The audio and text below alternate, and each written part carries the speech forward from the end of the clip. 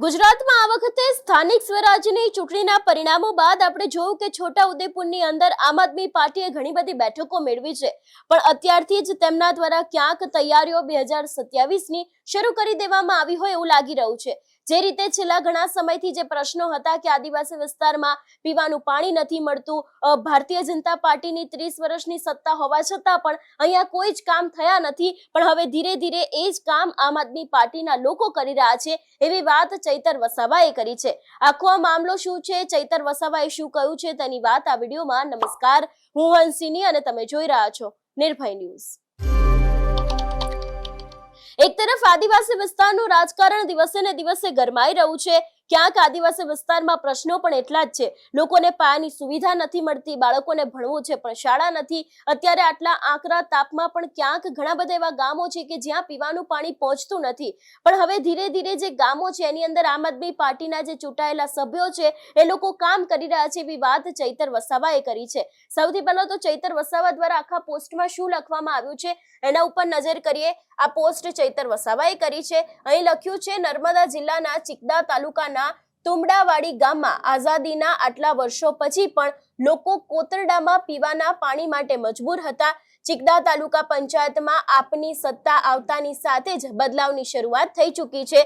ગામની આ ગંભીર પરિસ્થિતિને ધ્યાનમાં લઈને નવનિયુક્ત જે ત્યાંના પ્રમુખ છે એમને તાત્કાલિક એક્શન લીધું છે। તુમડાવાડી ગામમાં રૂબરૂ બોરવેલની ગાડી લઈ જઈ ઉભા રહી તાત્કાલિક પીવાના પાણી માટે બોર કરાવ્યો હતો।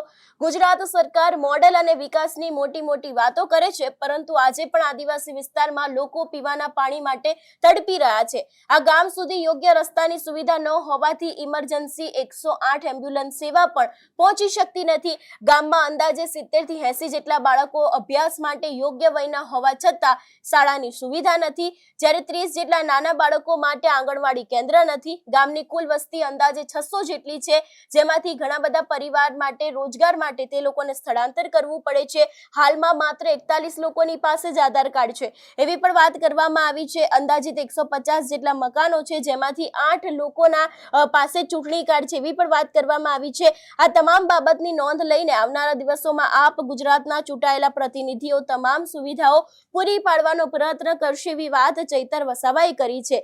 આની પહેલા પણ ચૈતર વસાવા દ્વારા આ જ ગામને લઈને એક પોસ્ટ કરવામાં આવી હતી કે જેમાં આમ આદમી પાર્ટીના જે નેતાઓ છે એ લોકો મુલાકાત માટે પહોંચ્યા હતા। ત્યારે સવાલ એ ઉભો થયો હતો કે શું ફક્ત મુલાકાતથી કામ ચાલશે, કારણ કે આની પહેલા પણ ભાજપના નેતાઓ મુલાકાત તો કરતા હતા પણ અંતે કશું ત્યાં કામ કરવામાં નહોતું આવતું, પણ આ વખતે કંઈક દ્રશ્ય અલગ જોવા મળ્યા છે, કારણ કે આદિવાસી વિસ્તારમાં હવે ક્યાંક લોકોએ ભરોસો આ વખતે આપ ઉપર મૂક્યો છે અને તેઓ ધીરે ધીરે કામ કરી રહ્યા છે। પણ હજી પણ સવાલ એક એ જ છે કે આદિવાસી વિસ્તારમાં ન ફક્ત એક જ ગામ, એના સિવાય બીજા ઘણા બધા એવા ગામો આવેલા છે કે જ્યાં લોકોને પાયાની સુવિધા નથી મળતી, તો શું ત્યાં સુધી પણ આ લોકો પહોંચશે ખરી?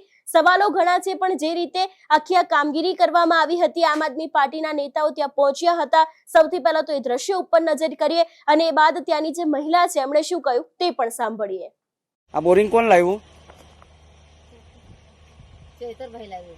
ચૈતરભાઈ લાવ્યા। હા, તો ખૂબ આભાર કરી દીધો અમારો, ખૂબ સારું કરી દીધું ચૈતરભાઈ। અમે બોલ। તો બહુ ફાઇન કરી દીધું ચૈતરભાઈ અમારે। હા, બોરિંગ લાવી તો બહુ ફાઇન ગમ્યું અમને। એટલે અમે દોરું પાણી પીતા હતા ખાડીના નદીના, એવું પાણી ખાવાના બી અડધું મટી એવું રહી પાણીમાં, ચોમાસામાં સારું પાણી નહીં રહ્યું, એટલે અમે બોરિંગ આવી તો ખૂબ ફાઇન લાગ્યું અમને। સારું લાગ્યું? હા, સારું લાગ્યું, ખૂબ સારું લાગ્યું। હવે તમારે કાયમ માટે આ તમારે વેરીમાંથી પાણી લેવાનું બંધ થઈ જશે? બંધ થાય સારું, બધા આખા ગામને પાણી થઈ રહે એટલું પાણી નીકળ્યું છે ત્યાં આગળ? અમને ખૂબ સારું ગમ્યું। ચૈતરભાઈ ખૂબ સારું કર્યું, ચૈતરભાઈ ખૂબ। હજુ બીજી કોઈ સમસ્યા ખરી તમારા ગામની? અમારા ગામે બીજો સમાચાર આ રસ્તાનો પ્રોબ્લેમ, રસ્તાનો? આ છોકરા અઢળ છોકરા મોટા જવાન થઈ ગયા હતા, છોકરાના ભણવા ચાલ્યા નથી, આંગણવાડી નથી, સ્કૂલ પણ નથી? હા, સ્કૂલ પણ નથી અમારા ગામમાં, આંગણવાડી પણ નથી? આંગણવાડી પણ નથી, રસ્તો નથી અમારા ગામમાં, રસ્તો નથી ને સરકારને રજૂઆત કરી હતી? આ સરકારને બહુ વાર કર્યું હતું, રજૂઆત કરી હતી? હા, પણ કોઈ સરકારે આપ્યું નથી। આ ચૈતર વસાવાભાઈ નીકળ્યો તો પછી અમારે સારું થયું, સારું થયું ચૈતરભાઈ। તમારા લાઈટ છે? લાઈટ બી નથી, વીજળી ને કઈ નહીં, અમે લાઈટ નથી, અંધારામાં રહેતા છે। અંધારામાં કઈ રાતે બહાર નીકળવાના બહુ ધાક લાગે, એવામાં રહેતા છે આને। વીજળી નથી, રસ્તો નથી, આંગણવાડી નથી, પોયરાના ભણવાના તો ખૂબ તકલીફ. ચોમાસામાં તો આ પાણી ડોળું થઈ જાય તો તમે ચોમાસામાં કઈ રીતે પાણી પીતા હતા? ઘરના પાણી તલાવ ઘરના પાણી ચાલીને નિહાવાના પાણી પીતા છે અમે. એટલે જે ઘર ઉપર જે વરસાદનું હા. પાણી પડતું હતું હા પીએ. એ પાણીને તમે કોઈ વાસણમાં ઝીલીને પછી પીતા હતા? વાસણ માંડી દેતા ને પછી પીતા. હા એ ડેગડા ભરાય એ ડેગડામાંથી પાણી પીવાનું પીવાના, રાંધવાના બધું, પીવાના બધું જ કરે એમાંથી જ. હા ને? હા.